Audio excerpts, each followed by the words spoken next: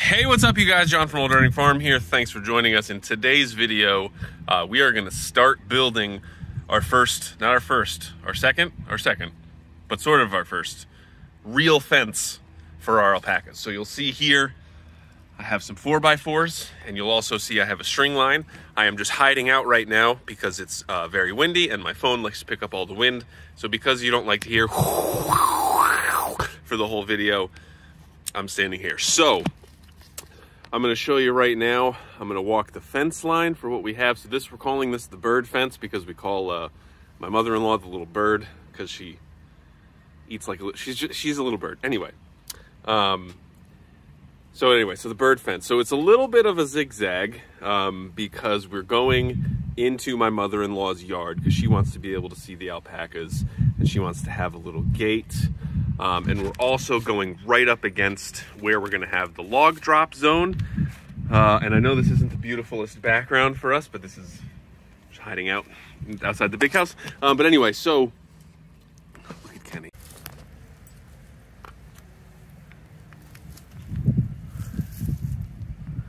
Some barn cat you is. What are you even doing? Vicious killer right there. Anyway, so we have a couple of juts in the fence because we are avoiding my mother-in-law's septic fields, and we're also going around the log drop zone that's going to be over here, which I'm excited about because it'll just be nice to have an area where I don't have to worry about tree companies coming and getting stuck. So we're going to probably get, I was actually talking to one of my suppliers today, some 4-inch minus, he calls it road base, which is, so it's got gravel and it's got some other stuff mixed in, but it's big stuff to use as a base. And then one of my tree guys is going to be able to get some asphalt millings for me for free. So I figure if I have that base settled, we get the millings on top of it, should be good to go. And it's just like one of those things where like, that's where they go. They don't need to worry about it. I don't have to worry about like moving stuff around all the time. Things are a little chaotic right now. My sawmill is actually down at the moment. There's a problem with the clutch, but luckily Woodland Mills is going to send me out a new one, hopefully right away. But so you'll see I got a ton of 4x4s. I got my string line all set. I don't have it going all the way out yet because I still want to clear out the area over there before I start putting lines in the ground. But I think I have something like 40 4x4s. So I'm hopeful that I'll be able to at least make a good start on this before I get the sawmill back up and running. But anyway, so now I'm going to go and I am going to throw the post hole digger on the tractor and I'm going to start digging some holes. All right, got the post hole digger all set. I think we're going to need to move some rocks first, but we'll get going. All right, so I'm going to try to take out this little section of rocks here without disturbing this light pole because Catherine wants a fountain there. Because of course Catherine wants a fountain there. Just kidding, love you. Anyway, so I'm gonna try to take these rocks out because we're actually gonna put the first one like real close to the driveway. We'll see how it goes.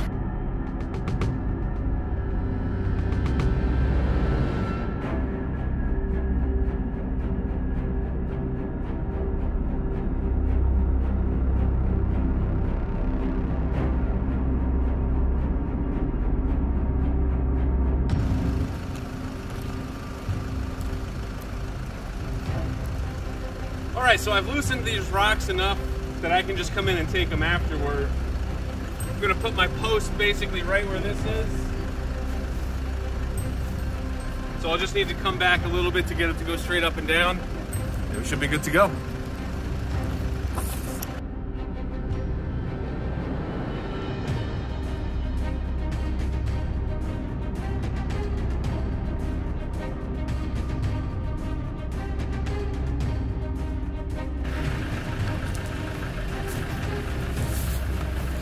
So it appears, big surprise, that I've encountered a rock.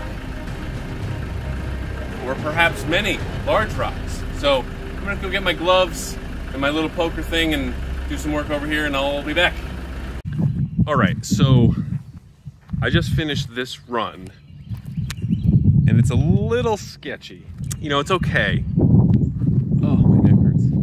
You know, we're building a farm fence, so like, it doesn't need to be super perfect. This run actually looks pretty good. You can see it's a little bit wobbly, but what I'll do is when I run the string line to set the posts, I'll make sure they're all set correctly.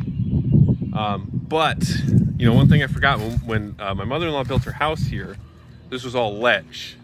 And so I'm finding that some of these are just like right on the ledge. So I can barely get down, you know, 1.5 feet, which is not a good way to, you know, have good, solid, concreted posts.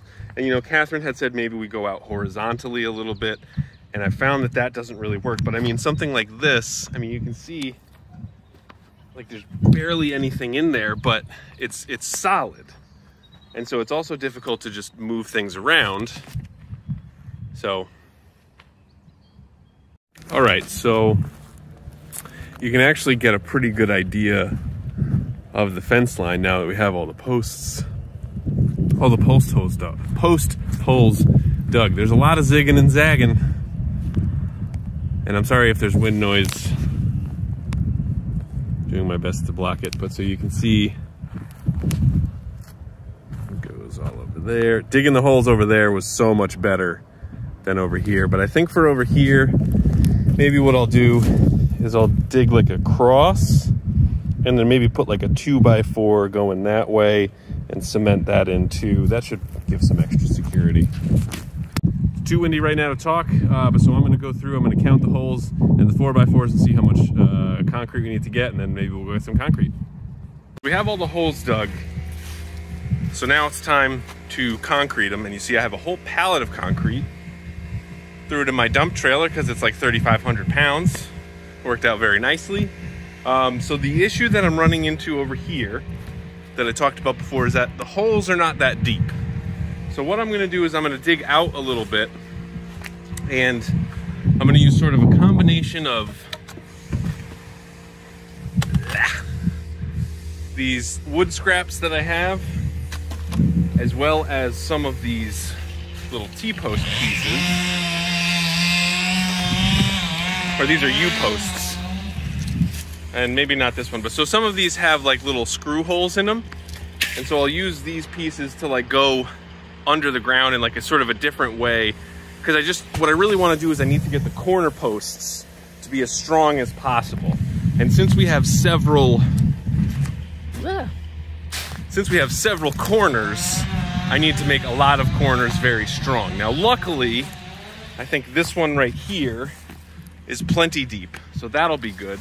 Because, you know, the middle posts should be okay as long as the corner posts are strong. And I can add some bracing on like some of the shorter runs right here. But, you know, it's like this long run that I have from right here, basically all the way down to my trailer, will need to be strong. And so some of them I might, you know, just do a little, sort of like, you know, they put rebar in concrete, similar to that.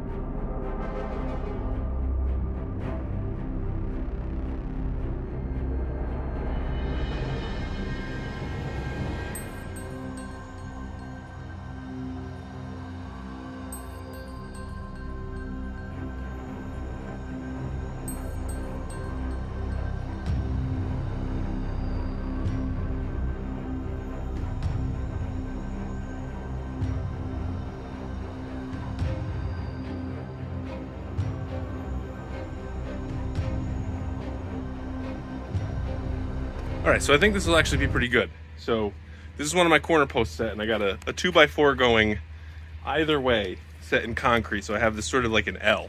So obviously it's not as deep as I would like it to be, but I'm thinking that L, and I mean there's 240 pounds of concrete there too. So hopefully that should be nice and sturdy.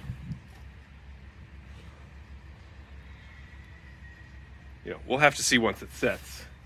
But that guy's mostly level, and now it's time to just see how it goes. So now that I got this corner post set, I'm going to run down to the other end and set the other corner post, then run a string line between them to make sure that I got them as straight as possible, and keep going. All right, so neighbor's doing some tree work. I got some logs over here. Look at all this stuff that's happening over here, so busy. And this is where we're at so far with the fence. Obviously, it's not going to be that tall, but so it's coming along. The problem, it's taking a long time because of the shallow holes here. But I showed you sort of the bracket, the bracing that I'm doing. But it's coming out pretty well. They're coming out very pretty straight, pretty plumb, so that's good. So it's important for when you're installing the rails for those to all be on the same plane so that the rails sit nice. So, you know, since this is going to be in our front yard and I want this to look as nice as possible,